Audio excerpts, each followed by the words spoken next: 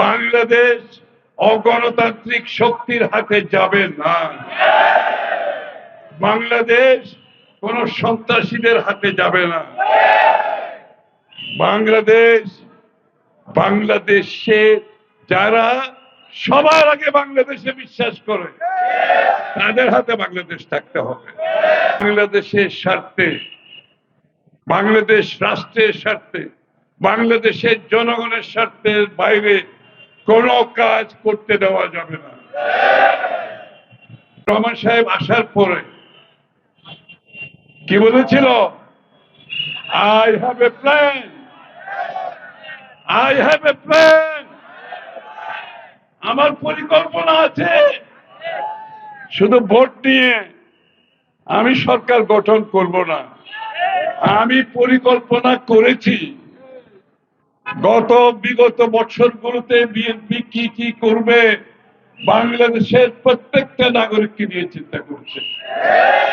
কৃষক, শ্রমিক, ব্যবসায়ী, পেশাজীবী, মহিলা, পুরুষ, শিশু, কর্মজীবী মানুষ, কর্মজীবী নারী, সকলের জন্য পরিকল্পনা করা হয়েছে।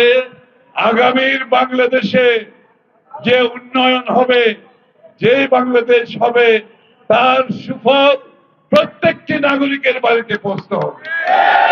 বাত ব্যথা, প্যারালাইসিস কিংবা আর্থ্রাইটিস, আধুনিক ফিজিওথেরাপি ও পুনর্বাসন চিকিৎসায় নির্ভরযোগ্য নাম ডিপিআরসি। তার জন্য যে পরিকল্পনা, কর্মসংস্থান থেকে শুরু করে বিনা মূল্যে চিকিৎসা থেকে শুরু করে ফ্যামিলি কার্ড পৌঁছে দিচ্ছেন, মহিলাদের দেন নাই ফ্যামিলি কার্ড। প্রত্যেকটি ফ্যামিলির যে গিন্নি বাড়ি উনি ফ্যামিলি কার্ড পাবে 2500 টাকা। ওই কার্ড উনি ব্যবহার করতে পারবেন। এটা বলেন না মহিলাদেরকে এই মেসেজ দিচ্ছেন, না দিলে চিকিৎসার কথা বলেছেন। আর এখানে হাসপাতাল হবে, হাসপাতাল হবে, এইখানে বিদ্যালয় হবে ছেলেদের জন্য। এগুলো কোনো বিএনপির জন্য ব্যাপার না।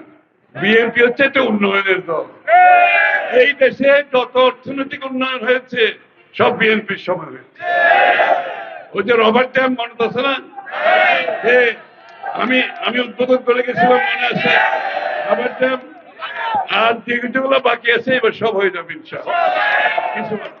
এখন আমি আগেও বলেছি যে এলাকায় যে সম্ভাবনা থাকবে বাংলাদেশের সাতকালিয়া লোহাগড়া যে সম্ভাবনা, এই সম্ভাবনাকে আমরা পুরোপুরি কাজে লাগিয়ে এই অঞ্চলের উন্নয়ন করবো ইনশাআল্লাহ।